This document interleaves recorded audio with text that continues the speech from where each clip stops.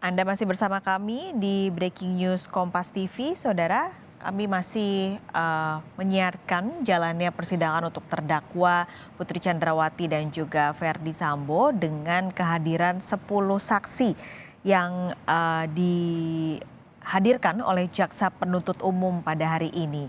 Kita bincang lagi ngobrol-ngobrol dengan Bang Jamin Ginting yang masih bersama kami di Breaking News Kompas TV.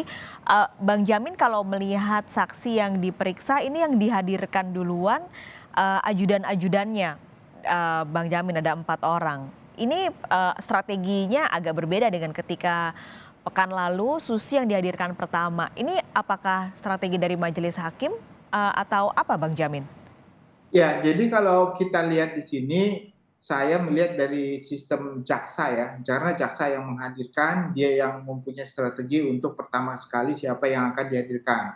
Nah, kalau dari strategi jaksa, khawatir kalau Susi dihadirkan duluan sama si pembantu yang lain, Kodir, ini jadi dramanya nggak berkepanjangan nanti. Kita tahu ya drama yang kemarin aja sudah agak melelahkan begitu. Takutnya hakim dan juga yang lain emosionalnya muncul dan sehingga untuk pemeriksaan tidak efektif ya terhadap yang lain. Dan ini juga kan terkait dengan motif yang dimunculkan oleh FS dan juga Ibu Putri terkait adanya pelecehan seksual. Jadi mereka nggak mau terjerat dalam situasi seperti itu menurut Mhm. perhitungan saya. Jadi lebih baik bagi mereka untuk memeriksa saksi-saksi yang menurut mereka lebih kooperatif dulu, ya, lebih Oke. kooperatif, lebih bisa memberikan penjelasan yang terang dan jelas, ya, sampai nanti akhirnya mereka boleh memeriksa ART kalau di tengah atau di akhir begitu ya. Jadi ini strategi Bapak sekalian terkait dengan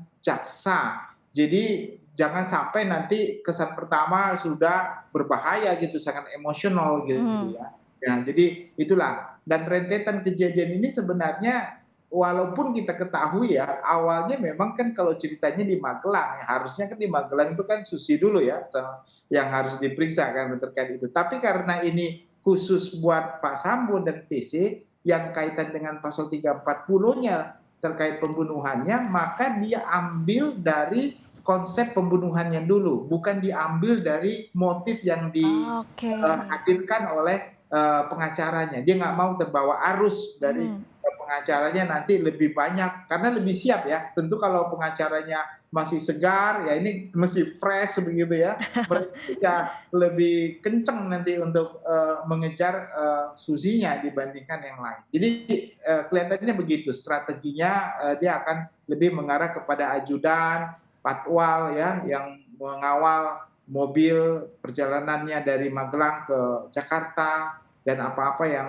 lain ya terkait dengan Deden dan yang lainnya terkait dengan pengawal-pengawal daripada FS ini. Begitu, Mbak. Mhm, ini yang lagi diperiksa saat ini masih Daden, yaitu ajudan, masih diperiksa oleh majelis hakim. Tadi juga sebelum sidang dimulai ketika saksi, dipanggil semua ke dalam, itu ada adegan tiba-tiba Susi nyamperin Putri Chandrawati terus mereka pelukan gitu, Bang. Mungkin mereka juga Ya, tadi kelihatannya Susi juga agak nangis gitu ketika memeluk, Ibu PC. Ini gambarnya kami tampilkan lagi ketika mereka berpelukan, berdua. Lalu juga Susi menghampiri Verdi Sambo lalu cium tangan begitu. Ini malah menunjukkan apa ya, Bang Jamin, eee, saksi dan terdakwa yang begitu dekat begitu. Apalagi ini kita soroti soal Susi yang ketika sidang pekan lalu, eee, kesaksiannya berubah-berubah begitu.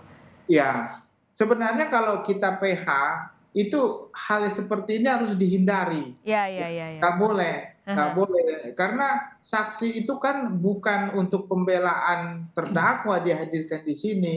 Saksi itu dihadirkan dalam rangka membuat terang suatu tindak pidana. Jadi kalau dia sudah ada relasi kuasa seperti ini dan hakim melihat secara gestur ya dalam konteks seperti tadi dan relasi seperti ini, hakim sudah menilai wah ini masih dalam relasi kuasa begitu karena Mhm. dia terlepas dari kalau dia bilang oh dia kangen atau rindu kepada majikannya itu nanti setelah persidangan selesai baru ini persidangan kan belum mulai ya jangan dipertontonkan di depan persidangan, nanti di Mhm. luar kan begitu atau selesai persidangan.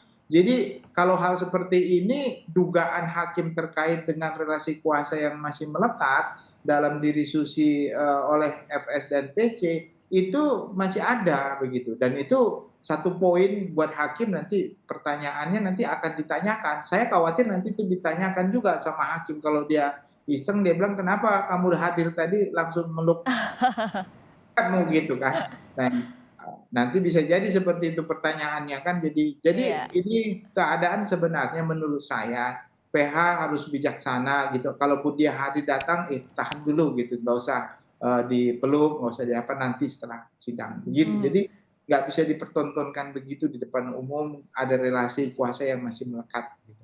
Oke, ini mungkin juga kalau saya lihat jadinya, ya Susi ini memang polos begitu, dia nggak kebayang di pemikirannya kalau yang dia lakukan ini akan berdampak pada, majikannya yang mungkin dia sayang banget gitu, yang dia sudah menghidupi Susi dan keluarganya gitu. Makanya dia melakukan itu karena ya dia benar-benar polos aja, nggak ada pikiran aneh-aneh begitu Bang Jamin. Ya bisa jadi seperti itu juga, dia secara tulus ya untuk, karena, kangen dan rindu begitu. Tapi kan, hakim bisa melihat perspektifnya berbeda begitu. Itu perspektifnya dia masih di bawah relasi kuasa yang masih terpengaruh karena kepolosannya dia masih bisa dipengaruhi begitu. Mmm. Karena kepolosannya itu dia masih bisa dipengaruhi. Dan ini makanya tadi saya katakan pertama sekali sebelum sidang, ini sebenarnya drama Susi ini benar-benar yang ditunggu-tunggu ya untuk masyarakat. Apakah dia benar konsistensi, belum memberikan keterangan aja sudah seperti ini begitu loh. Bagaimana nanti dia memberikan keterangan yang objektif gitu terkait dengan apa yang dia lihat, ya apa yang dia dengar.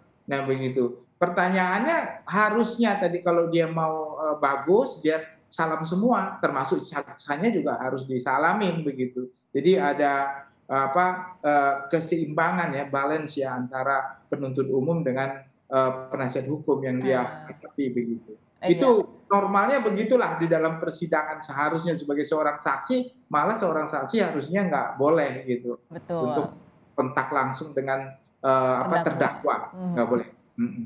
Oke, tapi yang saya juga penasaran sebenarnya, ini kan saksi tadi ada 10 yang hadir dan akan diperiksa hari ini, yang baru diperiksa ada 4 orang. Nah, Bang Jamin kalau di persidangan, saksi-saksi lain yang menunggu itu kan di ruangan. Nah mereka tuh sebenarnya boleh bawa telepon genggam atau tidak Bang Jamin ketika menunggu? Boleh, tidak ada Hmm. larangan. Jadi mereka contohnya ini ada 4 orang, tapi, saksi lain kan tadi saya katakan dikhawatirkan dia terpengaruh Mhm. terhadap saksi yang sedang, berada dalam, pemeriksaan. Dia di luar begitu, di luar, nah makanya nggak boleh ada audio yang ditampilkan di luar, karena nanti dia sama aja di luar dan di dalam nggak ada bedanya kan begitu ada audio kan, di luar yang bisa dia dengarkan dia terpengaruh gitu. Tadi tujuannya supaya tidak terpengaruh. Tapi terpengaruhnya saya katakan tergantung dia. Tapi untuk menjaga terpengaruh tadi, hakim sudah bilang nggak boleh ada audio. Nah, jadi dia bisa di luar ngapain kan, bisa saja ngobrol dengan saksi-saksi yang lain juga nggak bisa dibatasin kan kalau dia sampai berbicara dengan saksi-saksi yang lain begitu. Jadi memang nggak ada di negara kita ini sistem hukum acara pidana melarang saksi untuk berbicara kalau dia sebelum memberikan keterangan di luar persidangan. Jadi nggak ada larangan tersebut. Yang nggak boleh memberikan keterangan palsu dalam persidangan. Begitu. Itu yang dilarang. Oke. Aturannya begitu ya.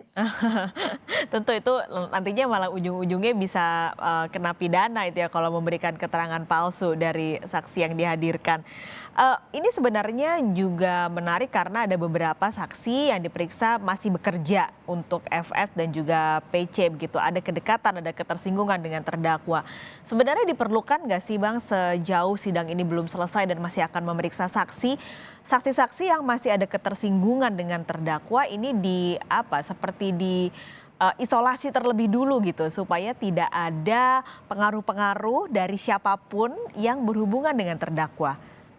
Ya, itu belum ada. Yang ada justru kalau saksi itu merasa terancam ya untuk Mmm. memberikan keterangan terhadap jiwa dan, nyawanya gitu. Maka LPSK mempunyai peranan untuk memberikan perlindungan, proteksi ya kepada saksi yang dikhawatirkan saksi akan terancam jiwa atau keselamatannya waktu akan memberikan keterangan tersebut begitu.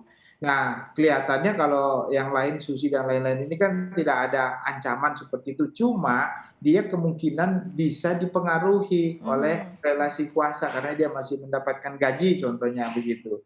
Nah, kalau bisa lagi masih mendapatkan gaji, masih mendapatkan pendapatan, sebenarnya dia ya itu dalam konteks ini keterangannya bisa diragukan karena masih ada relasi pekerjaan ya, jadi masih mendapatkan gaji gitu. Nah, dalam konteks pidana memang nggak ada larangan dia nggak boleh dihadirkan, kecuali kalau perdata ya, kalau konteks perdata boleh dia mengundurkan diri sebagai saksi karena nanti keterangannya berbeda dari orangnya tersebut untuk memenangkan dia. Nah, kalau pidana enggak, karena pidana itu yang dicari adalah kebenaran material begitu. Jadi kalau apa yang dia lihat, apa yang dia dengar, apa yang dia alami, boleh menjadi saksi walaupun dia masih mendapatkan penghasilan. Cuma permasalahannya adalah dia pasti ada ketidakindependensinya karena dia secara psikologis nanti dia merasa, loh saya masih bekerja, masa saya mendiskreditkan gitu keluarga yang memberikan saya nafkah begitu. Jadi seharusnya menurut saya, Mbak Fiselis, ini orang harus bisa diperlindungi gitu atau hakim memerintahkan supaya orang ini dalam pengawasan jaksa penuntut umum atau ditempatkan dalam tempat khusus begitu ya, supaya selama persidangan ini dibebankan biaya negara untuk kehidupannya, kehidupan keluarganya, penghasilannya begitu. Nah, itu bisa, tetapi apakah mau nggak gitu ya ibaratnya jaksa atau negara untuk menanggung itu. Yang paling pas memang LPSK, Mbak. Jadi LPSK yang memberikan perlindungan kepada saksi ini supaya tidak berinteraksi begitu. Tapi kelihatannya sampai sekarang hal seperti itu belum dilakukan, Mbak. Mhm. Padahal sebenarnya potensinya cukup besar ya ada, pengaruh-pengaruh tersebut. Iya benar. Heeh, oke.